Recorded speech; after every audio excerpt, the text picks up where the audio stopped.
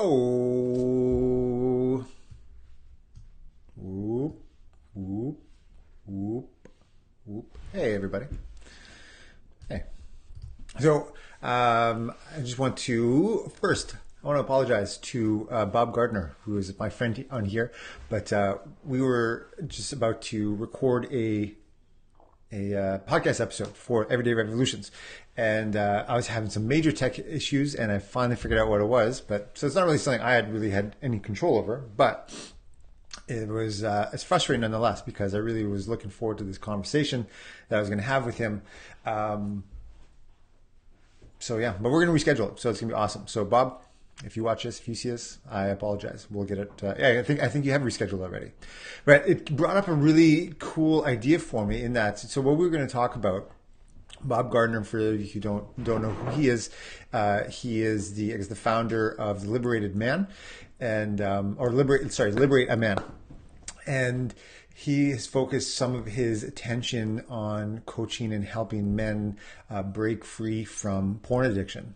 And it was interesting getting ready for our conversation, where I know we were going to talk about porn and porn addiction and all these things that is a very taboo topic for a lot of people. I think even some of you, if you've heard that, just even hearing the word porn, all of a sudden like triggers something inside of us. And while, it's not something that I struggle with, I do like just even having the conversation about something that's a little bit more difficult. All of a sudden, it was like it was interesting that I was feeling like what I was feeling. Like I was feeling uneasy. I was feeling a little bit nervous, and it's not something that I typically would feel when we're going on to do a podcast episode. But it got me thinking about a lot of things that we often go through when it comes to anything that we're struggling with. And that, I walk around, you walk around, go to the grocery store, go to a cafe, go to wherever you are, and if there are other people, I mean, you have no idea about what is going on in anybody's head. You have no idea what is going on in their souls and in their hearts. But most often we walk around and we have these struggles that are deep inside of us. We have these things that we're ashamed of. There's this guilt that we have. There's this part of us that we try to hide away, and that we're looking for permission from other people to try to let it go and try to communicate it. And so we have this idea that we need to go. What's up, Samuel?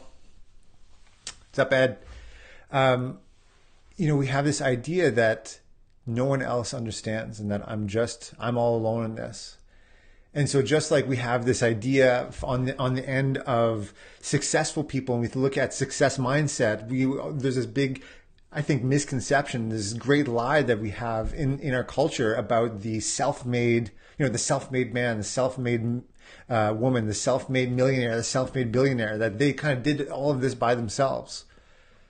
And so we think that, if I don't have the resources, I don't have the resourcefulness, I don't have the know-how, I don't have the, whatever it is that all of these people have, that I'm just doubt that I will ever make it, and I'll just be, doomed to failure for the rest of my life. And so we start to think that I'm alone. And I start to think that I'm alone. And I went through this when I first started practice, when I first opened my first practice in Canmore, Alberta. I went through a period where I really struggled for a long time. And the more that I struggled, the more that I disconnected from people. The more that I disconnected from people, the more that I felt alone. The more that I felt alone, the more that I disconnected. There was this vicious cycle that happened. It was just absolutely crazy. Because I thought, no one can understand what I'm going through. No one can understand the pain that I feel. No one can understand the embarrassment that I feel of, my failing business, and, all the stuff that I was feeling. The shame and the guilt. All that stuff. And it wasn't until I got connected with people that were a lot more, I guess, not that they were more together than me, but they were more honest about who they were and about what they were doing and about all that stuff. And I saw that I was accepted. And I saw that, even though that I had these struggles inside, that I wasn't the only one. And that I didn't have to, commiserate with a group of people to learn. I didn't have to commiserate with people to just kind of know that, okay, I felt a bit better about myself knowing that there's other people that are struggling too. Because the reality is, I'll have you consider that we're all struggling with something at some point. And we seem to think that, just like these lone, we have this, what's called the lone wolf syndrome, that, there's the self-made man, the self-made woman, that they did it all alone, so why can't I? Why am I so needy? Why am I so, why do I need so much support? Why did blah, blah, blah, blah, blah? Well, I'll tell you, I'll have you consider that is total bullshit. That is a complete lie. There's a great saying that a mentor of mine, Dr. Richard Santo, would always talk about. He would talk about I guess the story of wolves. And the line that always stuck out to me when he would say, the power of the wolf is in the pack. The power of the pack is in the wolf. There's this idea and this story about wolves that, that this folklore now that wolves are like these lone creatures and that they kind of like try it out on their own and that's kind of how they live their life. But they're actually not. What we know is that wolves are actually a very close-knit cultural community of people, people of wolves, that they travel in packs and that they're very much aligned with each other to not only for the survival of their packs, but for them to thrive. And they do things very much in a communal sense. And so when we look at this, we have this, we create these stories in our culture about the lone wolf and that, I'm a lone wolf. No one understands. I'm trying to plot out on my own. And even when it comes to our business, our marketing, our branding, branding is a big thing. Like, how do I stick out from everyone else? How can I become unique?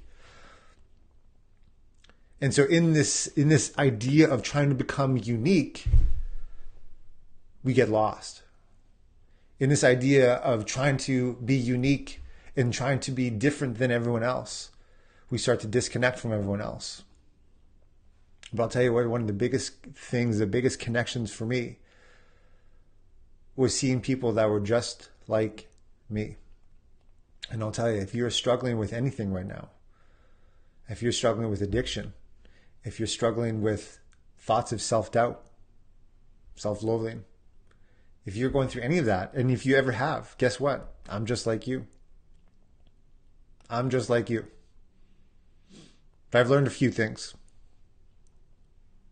And that has become a lot of the mission in my life. And the people that I surround myself with are the people who take their stories. Because no one will replicate your story. No one can replicate my story. I'm unique in my own story. But within my story, within your story are principles. Within your story are ideas. Within your story is wisdom that transcends you and that transcends me. And I'll have you consider that the uniqueness in your story is also what makes you the same as everybody else. We're the same in that we are unique.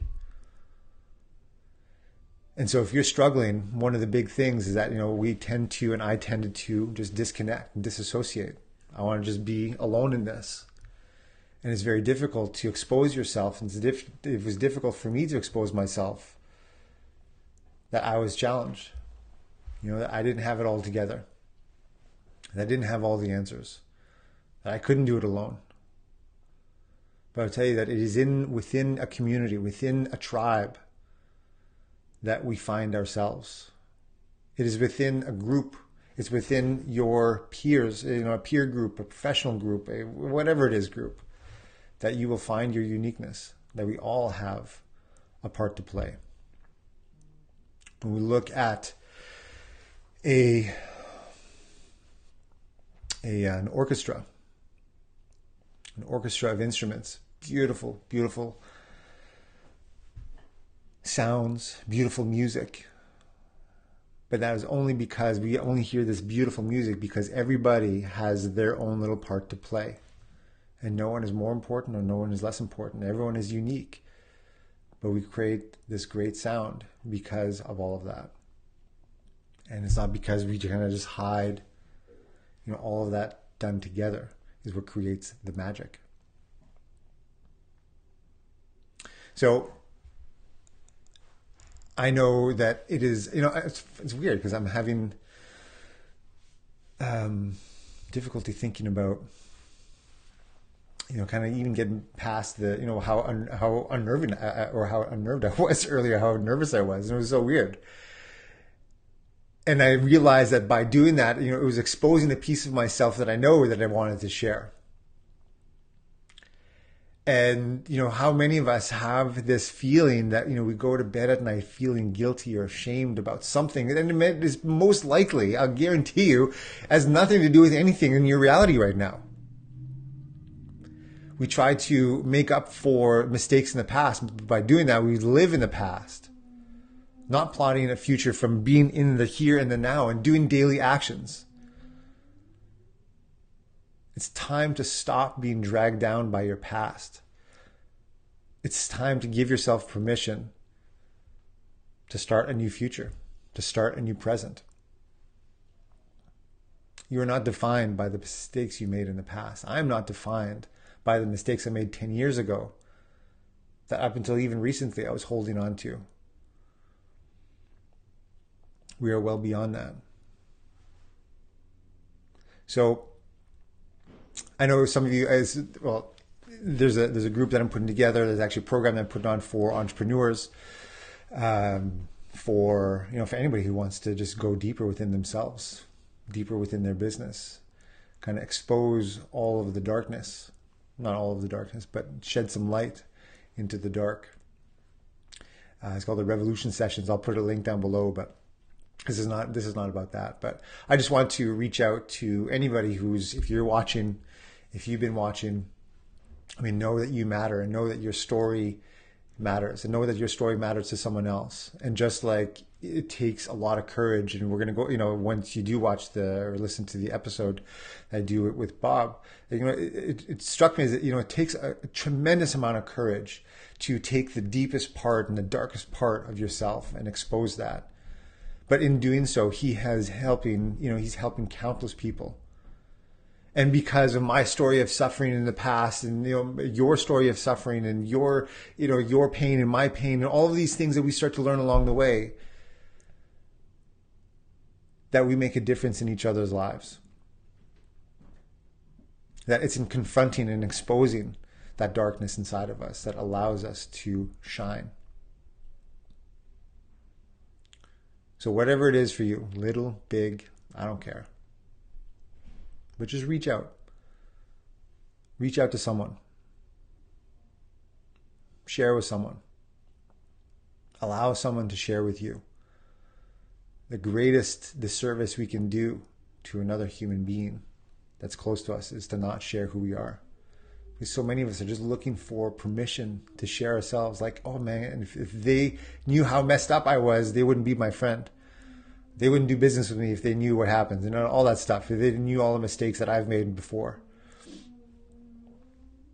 But it's precisely in that being okay, starting to let some of that go, that we can allow others to do the same. It's allowing others to see, hey, I'm just like you. You're just like me. I figured out a few things. Let me show you how. And so I'm just like you. I'm just like you. And I figured out a few things. It's pretty cool. And I'd love to show you how. So shoot me a message. Make a comment below. I know it's not always it's not always desirable to make comments about things that we're struggling with or whatever it is. So send me a private message or whatever. I'd love to be able to support you in any way that I can. And I love you guys. Have an awesome day. Don't be the lone wolf. Reach out.